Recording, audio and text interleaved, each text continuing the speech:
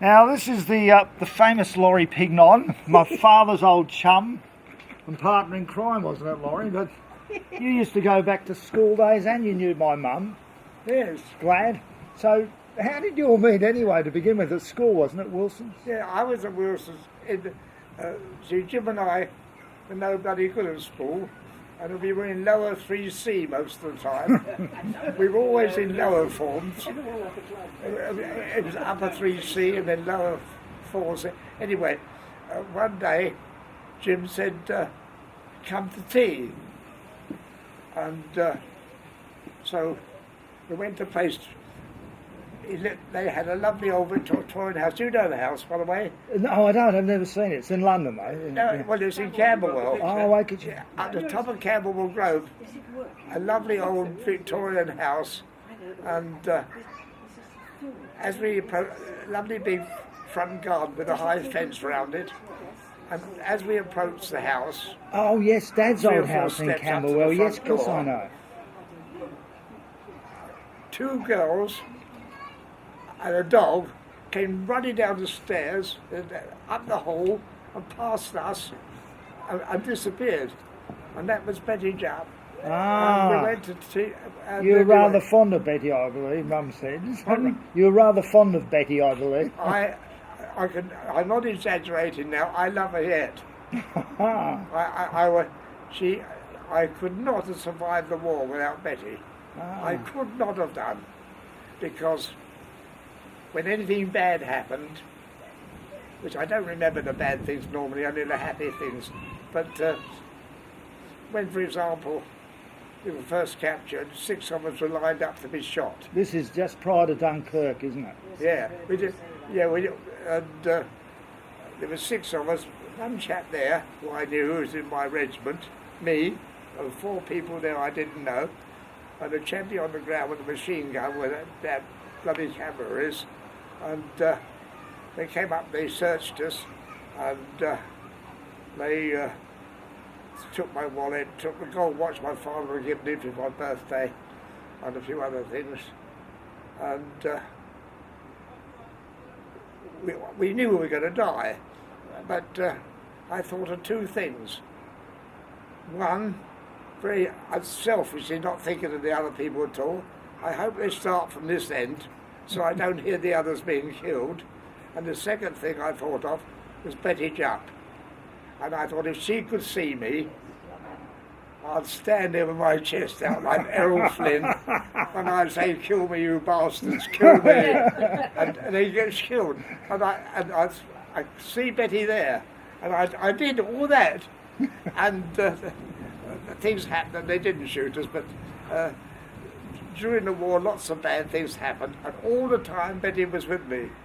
And she very, very seldom wrote to me as a prisoner, very, very seldom it did. But your mother always wrote to me regularly, and your mother made excuses for Betty. She said it was your folly, wasn't it? She thinks of you a lot and all this sort of business.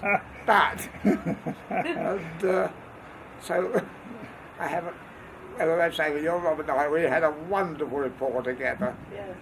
That it was at a Palmyra once, not Palmyra, now, Elmhurst, this lovely old, they had a big conservatory with lots of loin-loom furniture around, and a pond, and a little pond, ornamental pond, and a fountain in the middle of it, and all the rest of it. And that they had a great grand piano, which is a pianola which played itself. And we used to have dances there. And I was having dance lessons from a lady called Miss Lightfoot, who charged 9 a time. It was in a scout shed under the railway arches at Dulwich. So I had lessons to dance. Anyway, I couldn't dance with Betty. I always wanted to dance at the time, and it was always unsuccessful. And your mother said, "You're stupid," because your mother was a bloody good dancer. Yeah, I know. Magnificent dancer. Because I danced with her perfectly. She used to say, "You're stupid. Poor girl, how could she possibly dance with you?" She said, "You've got to get hold of the woman. You've got to pull her towards you when you want to go that way, and you've got to push her that way if you want to go backwards, and if you want to go left, you've got to turn her left. You don't even touch somebody, woman. How could she follow you, poor girl? And that was it.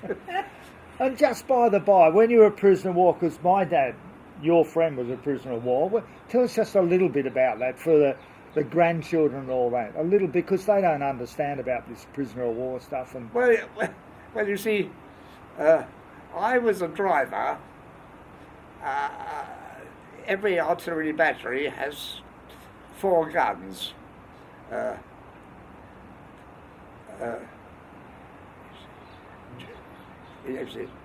D, E, F, and your dad was on Freddy gun, and I was driving ammunition the whole time.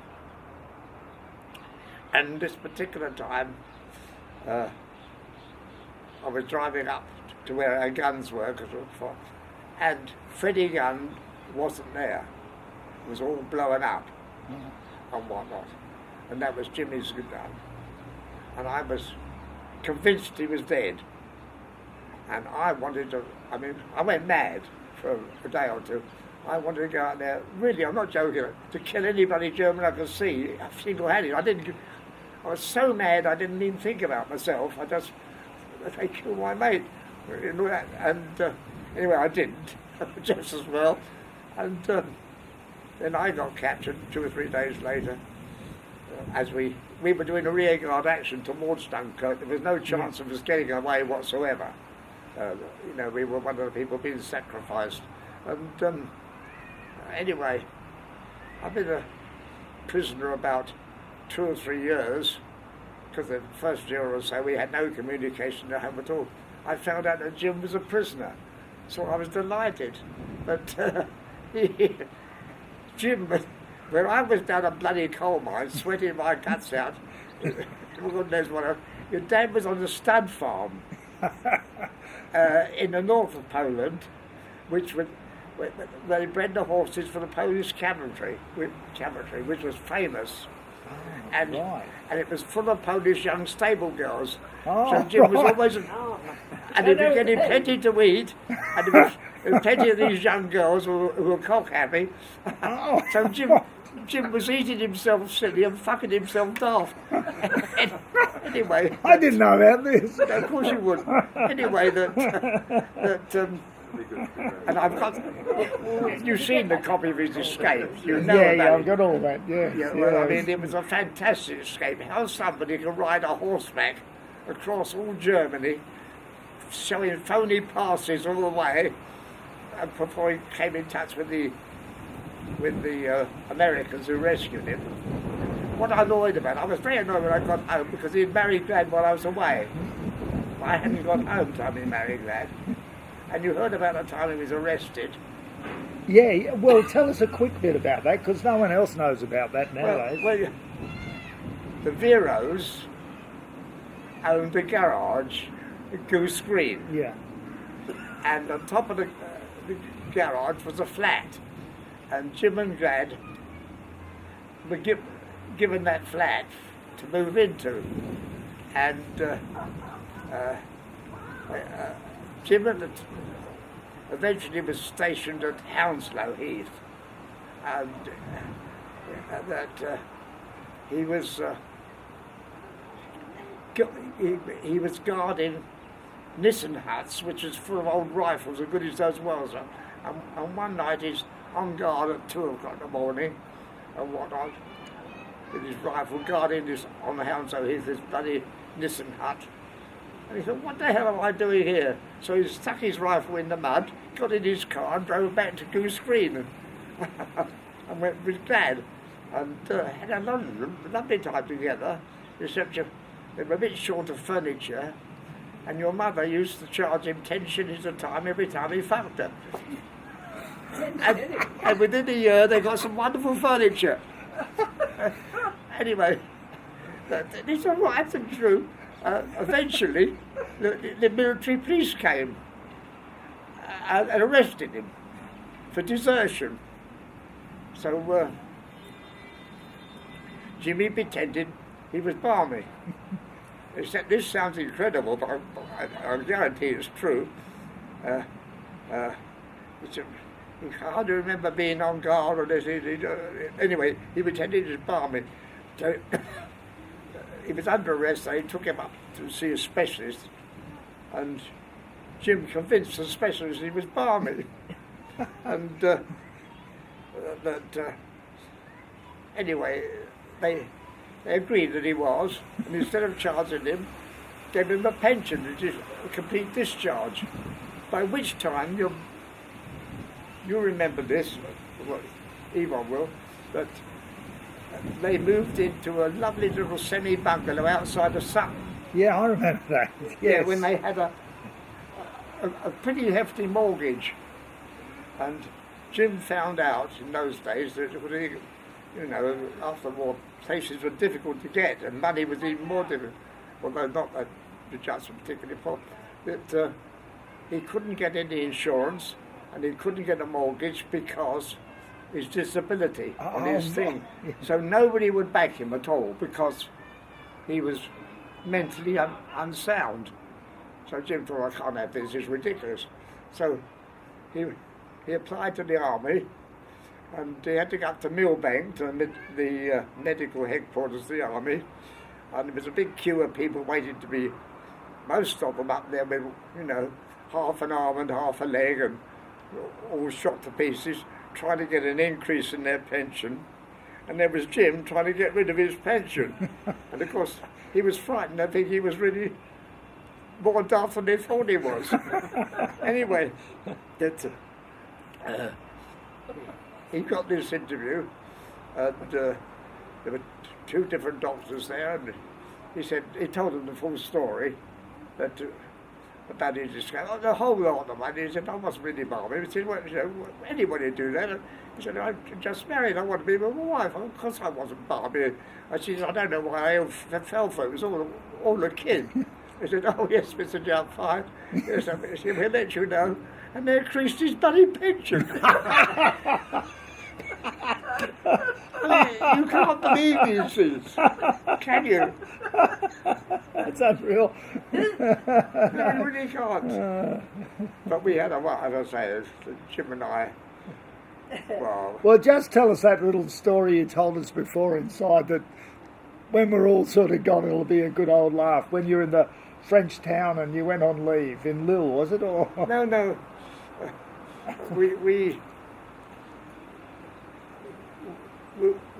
The Surrey Yeomanry, a bloody good regiment, we went the first into France. We were in France in September 39, when war was only declared on the 1st. We were in France by halfway through September, and we didn't know, we thought we were going to action. I was driving, and they gave me a baker's van that was big, had khaki paint on it, but it was a baker's van, and you could read through the khaki, Coldrews of Brixton, dry confectionery.